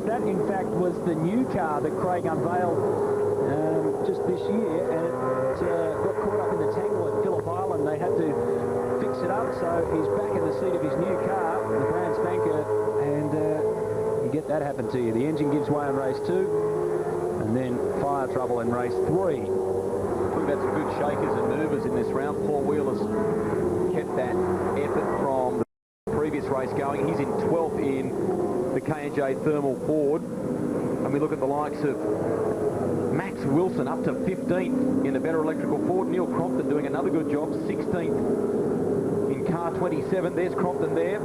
Markham behind him. There's Simon Wills. Wills started further down the order for the weekend, but has moved up in the second race. And another one to be pushing on. Yeah, and that's the damage on the front of Simon Wills' car. You might have seen a little bit of tape there just sort of flickering off. That was as a result of that incident that we had on the very first lap of race 2. He was another of the casualties, but nowhere near as bad as the rest of the guys. Max Wilson in car 65. Neil Crompton, car 27. That's 16th position. He would have been pretty fired up coming into the Sunday races. He's had a tough weekend in practice on Friday. He only turned 3 laps because the car was running on 7 cylinders in the sprint race yesterday. Unfortunately, the power steering had a massive drama, and Crompton said that the car was basically wrestling, the steering wheel was wrestling itself out of his hands. So thankfully today things going much better for our own Neil Crompton. 13th in race 2 for Cromley.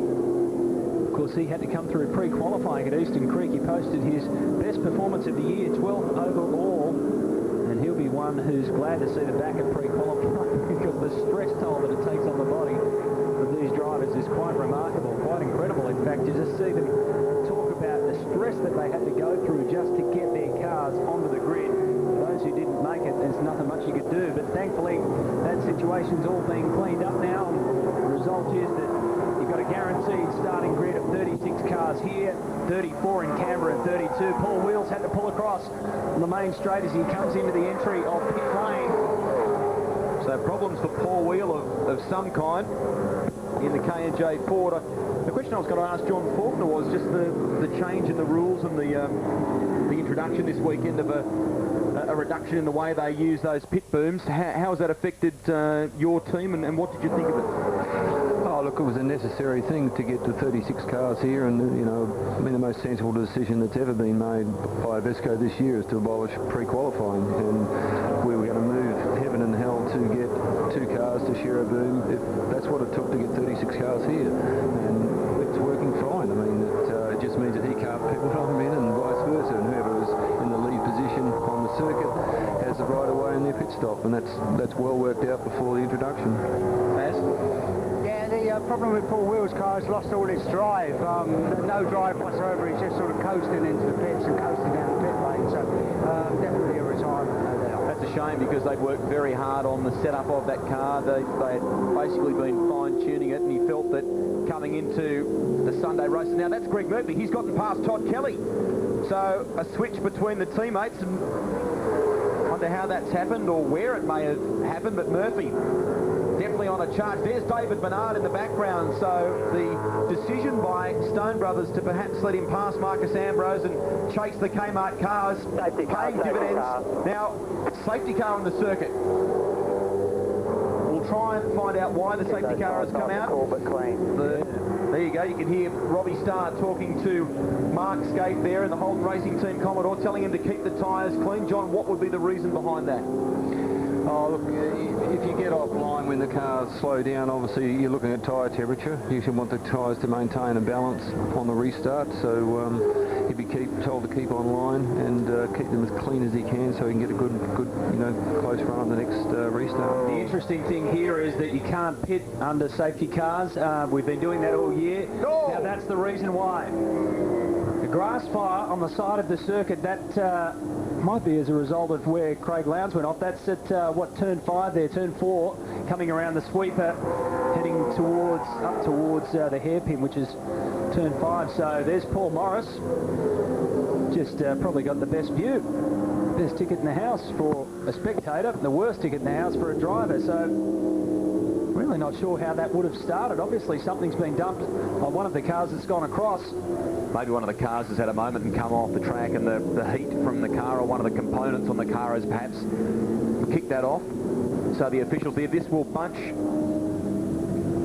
Now, we are being told that in fact the safety car may have just been placed on standby, not actually brought out onto the track. So we'll try and verify that for you. If it has, it would have bunched the field off, would have bunched the field up, and apparently now it is making its way out onto the track. So, well, they can get this cleaned up in a hurry. I mean, the thing's almost put out straight away by the time they got it. Have a drink and a bit of a rest while you're out there. That's Jeff Gregg talking to the Holden team. And Mark Scaife, make sure you have a drink. Keep the fluids coming. There'll be boiling point in there. Remember, the slower they go, the less air they get through there, the hotter it becomes. The race score as it stands with 9 laps left to go has Mark Scaife out in front. He's searching for his 8th race win of the season. Jason Bright in second. Greg Murphy has moved up 1 to 3rd at the expense of his teammate. The other mover in that top 8 has been Marcus Ambrose, jumped up 2 positions. Take a look at Stephen Johnson down there in 13th. He's jumped up 17 positions since the start of this race, and also Max Wilson's put on plenty of pace as well. So while they put out the heat, but now we're going to build it up again on the other side of the break. This is round 4 of the V8 Supercars. If you wanted to run, get into Auto One. Auto One, for expert advice, car care and great accessories. A1 Auto One. Auto One for performance parts and accessories. A1 Auto One. Auto One for quality maintenance and repair supplies. A1 Auto One. Because your car deserves Auto One parts and accessories. The V8 Supercars are back at Barbagallo Raceway, June 28 to 30 for the new VB300. Corporate packages are now available for this thrilling sporting event.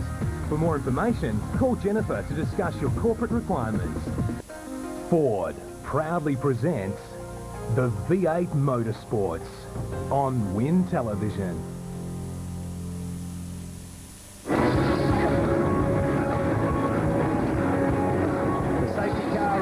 Clearing out of the way, and the freight train will pick up pace and roll on. In fact, yeah, there it goes there. So the safety car pulls out, the Monroe safety car. The field is all bunched up. Look at Bernard on the outside there. Bernard has made the most of that. What about Greg Murphy as well? Greg Murphy's just having a big shot of the back of Jason Bright. Bright and Scaife. Then Murphy. Todd Kelly's on the inside as well. Todd Kelly's been swallowed up in all of that. Ambrose comes through. So Ambrose on the fight back now. Back into 4th position for Marcus. Bernard gets shuffled back as well. What an incredible restart that was. The Stone Brothers racing team of Marcus Ambrose and David Bernard really put the squeeze on. But look at Stephen Richards. He's restarting this fight with Marcus Ambrose. And we've got Mark Scaife out the front, keeping clean. Jason Bright. Oh, Ambrose and Bernard, the teammates together. They're telling Marcus Ambrose on the radio just to take it easy and to settle it down. There's Russell Ingall. What about that charge in car number 8, the Castrol Commodore, from the back of the grid after all those dramas in race 2? Russell Ingall is knocking on the door of the top 10. That's an excellent performance for the Enforcer. Some big problems there for Simon Wills. There's some smoke pouring out the back of the Cat Ford. So come across the line they go again, and Mark Scaife holds his number 1 race position.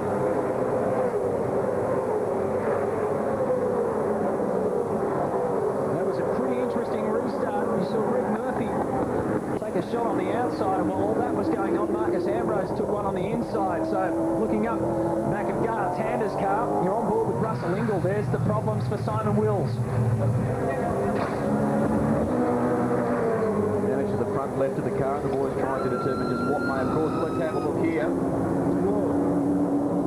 Anthony Trapp tangled up with Paul Romano, was it? Was that Wayne Gardner, the chief, taking some evasive action there? And then there's the contact between Trapp and Romano. That's just a different angle of the same incident. I mentioned Wayne Gardner. Gardner, and I mentioned at the top of the show it'd be his last solo drive. I meant this season. I didn't think that he's bailing out. The third car out of the Stone Brothers Racing will not take part for the rest of the rounds because of this restructure and no pre-qualifying, but Wayne Gardner will return to be part of the endurance races as planned. He'll partner David Bernard, the Queensland 500, and of course Bathurst as well. Now back onto the main straight, 1.1 kilometres long this straight. As you saw on that restart, it's a drag race all the way down. They hit the anchors at about the 150-metre mark, then drop it back to second gear before they push it up here into fourth and fifth and take on turn 4 and around about 150, 160 k's by the time they get through the other end of it. There was some concern, John, during that safety car period that the actual safety car wasn't travelling fast enough to let these guys keep their cars cool, to get enough air through the car itself. What sort of speed should the safety car be doing in a situation like that? Well, it has a set speed for each circuit, but somewhere between 60 and 80 k. And the reason a lot of them are bunching up, it's no different than slowing down at a Gawk on the freeway at exit, and they'll probably all drive past that bushfire there, and consequently Constantine at the back of the field up, few have complained about getting air in the front of their engines, and they're running a bit hot. I expect this to be a really good sprint to finish. Just talking to the guys from Dunlop, and they believe that safety car period we've just had is just what these tyres need. They'll now get a new lease of life. None of them are blistering, none of them are burning up, and they now appear this new durable Dunlop is holding up in this top-end torture test. I'll tell you what, Greg Murphy, I was speaking to him, and he was telling me that he'd had some troubles there trying to get the setup of the car right with the tyres, and effectively they seem to be going quicker on him than he'd like. So over the first couple of laps, it was harder for him to go out and make a charge, but at the moment he's all over the back of Jason Bright. We're in for one hell of a finish with Murphy breathing down the neck of Bright, and Bright trying to put the pressure on his teammate in front of him, Mark Skate. The main concern for Murphy was after the sprint race yesterday was that it was perhaps wearing out the rears a little too much on the Kmart Commodore, and that was cause for concern for him heading into these longer races today. Now let's have another look at this replay. John Bow in trouble again. He's been off there before, but he managed to escape trouble the first time, and he does it by inches the second. And the first time he just drove straight through those signs. I think he's just lined up that. It must be part of his track map. Take a look at this. Talk us through it, John. I think it's a reaction from no cool suit. He's probably just had a bit of brain fade there, but he was having trouble in front there, and it just steered him straight off. But isn't this race great towards the end with the safety car? I mean, maybe it's taking a leap out of NASCAR where it needs to bunch the field, make it a little more exciting after these pit stops. Certainly got a spectacle on our hands. This is the view out the back of the Pertec Ford. You're looking at Todd Kelly in the second of the Kmart Commodores. Kelly right now in 6th position, Ambrose in 5th, Stephen Richards in 4th. So hasn't this leaderboard changed dramatically after that safety car pulled off in this pack I'm referring to? Bit of panel damage there on the left-hand side of the Pertec Ford Falcon of Marcus Ambrose. So that's 5, 6 and 7, Ambrose, Kelly and Bernard, and then there's a couple of others right behind them tagging along too. Everybody's lining up for a top 10 finish here, but only 10 will fit in. So it's going to be an interesting sprint to the finish, and as these tyres start to wear out, the drivers will tell you that it's like driving on marshmallows basically. The car skids all over the place, and you can just imagine that with a V8 supercar and 1.3 tonnes of incredible muscle car and all the weight and speed that goes with it. Imagine trying to pile that around on marshmallows. The difference is in lap times between Ambrose and Todd Kelly over the last 5 laps. On lap 32, Kelly was under by 700ths of a second. Lap 31, he was right on his tail but over, and so they're playing a nice little game of cat and mouse in that, 5 and 6. It's amazing, Grant was saying before there about the state of the tyres, just how that safety car would help them in terms of tyre life. But on a day like today, there's absolutely no cloud cover. If there was the slightest hint of cloud cover, that can actually give you an extra 1/10 of a second, can't it? It can actually help the tyre itself. The heat drops down on the track temperature, and it can provide a bit of assistance that way. Well, it can, but I think in Darwin, it's just been proven in all the races the Dunlop has been durable enough to do those 35 laps. Guys that pitted on lap 3 have been able to cruise to the end. What we're seeing now as a result of that safety car, some exciting racing, and I think they're really trying for position now because they've bunched. They've got something worthwhile to have a go at. It's a pretty impressive test, I guess, for Dunlop's at Adelaide, Phillip Island, which is notoriously tough on tyres, and then this round here, it's been a couple of rounds straight up, which have been a pretty solid test for their debut in V8 Supercar racing as a controlled tyre supplier. Well, yeah, obviously to get their sort of temperature like this early in their introduction to their first year in supercar racing, they can sort of pretty rest on their laurels now for the rest of the year, because they've had the extreme reasonably, well, they're going to experience a reasonably cold Canberra. They've had the maximum here at Darwin. But Skaife's obviously now just protecting his line a little bit from Bride, which is allowing a frustrated Murphy to get a sniff at Bride. Here's what's happening behind though. Look at Todd Kelly. Under pressure from Bernard as well, and Bernard gives him a tap. That's up into Hidden Valley for the final time, so options for Todd Kelly. Pass running out. Yeah, that's position 6 and 7 that you're looking at there. So you've got Marcus Ambrose in front of Todd Kelly, and then Ambrose's teammate putting the pressure behind Todd Kelly. They come around the final turn. Mark Scaife is going to lead another Holden 1-2 for the weekend. The Holden racing team has done it again. 8 out of 10 race victories. You are on it. Out of 4 round victories, Mark Scaife is Mr. Unbeatable.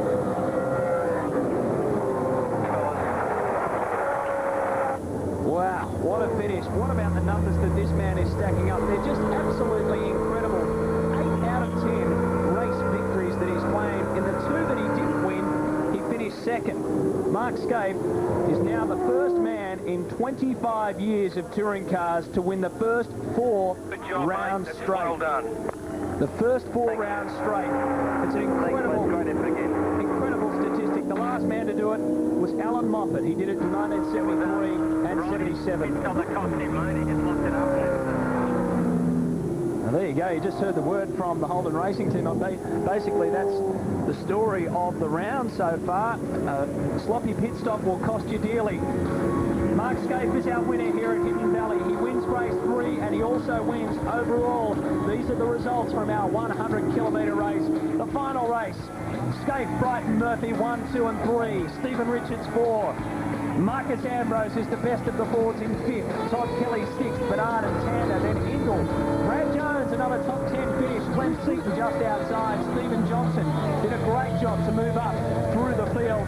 He started right back. Jason Barcolana in 13th. 14th is Max Wilson. Neil Crompton, Stephen Ellery, Mark Larkerman holding down the top 20 spot. Tony Longhurst. We'll put it all into championship perspective after the break. It was a day of extremes, both in terms of temperature and some of the carnage that we saw, as you can see here, what happened in race 2. But at the end of it all, our winner, Mark Scaife, he's with Barry Sheen. Well, amazing. 8 out of 10, and I would imagine this was the hardest weekend of the lot. Yeah, look, I mean, that's one of those things that we didn't know how good we'd go up here, Barry. The grip level was very low. We're all pioneers of the tyre, and as it turned out, my car probably wasn't brilliant in practice, but it got better and better as the weekend went on, and we changed it last night, and certainly today it's a better toy, so it was a great result. How do you feel physically? I mean, I can't imagine what it's like in there. Look, I feel fine physically. It's just bloody hot, mate. I mean, you just can't believe how hot it is in there. It's like a sauna, and you know, we had a fair battle Friday night, so I mean, you know, that's the sort of races that you like to have. I mean, we were dead set at it. Have a look at the lap times. We were 100%. Conditions like this, you don't need Jenny Craig, do you? Well, conditions like this, you don't need to have a battle at the end in the last 5 laps. Safety car, you go on, no. And Jenny Craig, no, not an option. Doing amazing. Thanks, bro. Jason Bright, you were right on Mark Scaife's hammer. Did you ever think you had his measure?